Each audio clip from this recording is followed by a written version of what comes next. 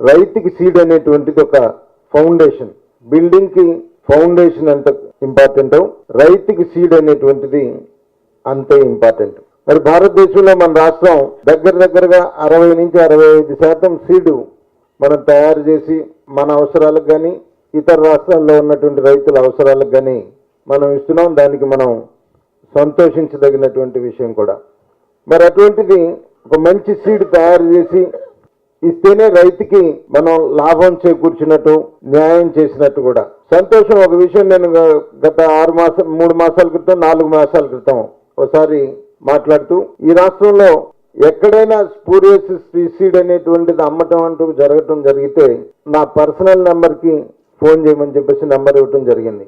సాధ్యమైనంత వరకు నేను కొన్ని వందల కాల్స్ అయితే ఆన్సర్ చేసినాను. కానీ స్పూరియస్ సీడ్ అనేటువంటిది ఎక్కడ అమ్ముతున్నట్టయితే మాత్రం నాకైతే రిపోర్ట్స్ రాలా. అమ్మట్లేదని నేను ఖచ్చితంగా చెప్పలేను, కానీ బట్ ఫలానా చోట స్పూరియస్ సీడ్ అమ్ముతున్నారు అని మాత్రం ఎక్కడ కంప్లైంట్ వచ్చినటువంటి సందర్భం కాదు. వచ్చినటువంటి ప్రతి ఫోన్ కూడా జనరల్ గా వచ్చినటువంటి వారి సమస్యల పట్ల, లేకపోతే అయితే బ్యాంకు లోన్ల పట్ల, ఇన్పుట్ సబ్సిడీ రిలీజ్ విషయంలోనూ, అయితే జనరల్ గా వాళ్ళకు ఉన్నటువంటి సమస్యలు వచ్చినటువంటి పరిస్థితి తప్ప స్పూరియస్ సీడ్ విషయంలో మా ప్రభుత్వం వచ్చినప్పటి నుంచి కూడా సాధ్యమైనంత వరకు స్పూరియస్ సీడ్ కానీ, బ్లాక్ మార్కెట్ విషయంలో కానీ, లేకపోతే స్పూరియస్ ఫెర్టిలైజర్స్ విషయంలో కానీ మరి చాలా కఠినంగా ఉంటున్నటువంటి మాట.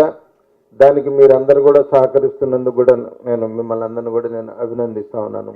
ఎలాగైతే మరి ఈ సీడ్ మన అవసరాలకు కానీ ఇతర రాష్ట్ర అవసరాలకు కానీ మీరంతా చేస్తున్నారు, అలాగే కొన్నిటి విషయాల్లో ప్రాసెసింగ్ యూనిట్స్ కూడా టేకప్ చేస్తే పెద్ద కంపెనీస్ ఉన్నాయి మనకి. కొన్ని ప్రాసెసింగ్ యూనిట్స్ లేక ఇతర రాష్ట్రాలు టర్మరిక్ కానీ మనకి ఇతర కొన్ని సీడ్స్ విషయంలో కొన్ని విషయంలో మన రైతుల్ని ఇతర రాష్ట్రాల్లో ఉన్నటువంటి డిక్టేట్ చేసి ఎక్స్ప్లాయిట్ చేసేటువంటి పరిస్థితులు కూడా ఉన్నటువంటి ఉన్నాయి.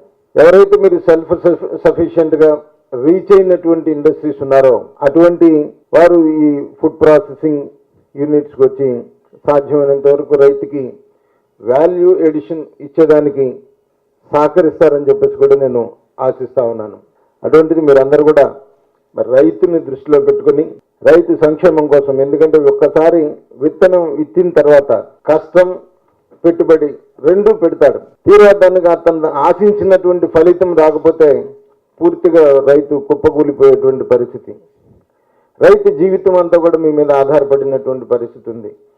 మరి దాన్ని దృష్టిలో పెట్టుకొని సరైనటువంటి విత్తనాలు వచ్చేదానికి, అలాగే ప్రభుత్వంతో ఎక్కడెక్కడైతే ఎవరెవరైతే రైతుల్ని ఎక్స్ప్లాయిట్ చేయడానికి ప్రయత్నం చేస్తూ ఉంటారో సొసైటీలో వారి విషయాన్ని కూడా ప్రభుత్వం దృష్టికి తీసుకురావాల్సినటువంటి అవసరం కూడా మీ మీద, మీ డీలర్స్ మీద కూడా ఉన్నటువంటి పరిస్థితి ఉంది. ఎక్కడైనా స్పూరియస్ సీడ్ అమ్ముతున్నా కూడా మీరు ప్రభుత్వం దృష్టికి, నా దృష్టికి తీసుకురావాల్సినటువంటి అవసరం ఉంది.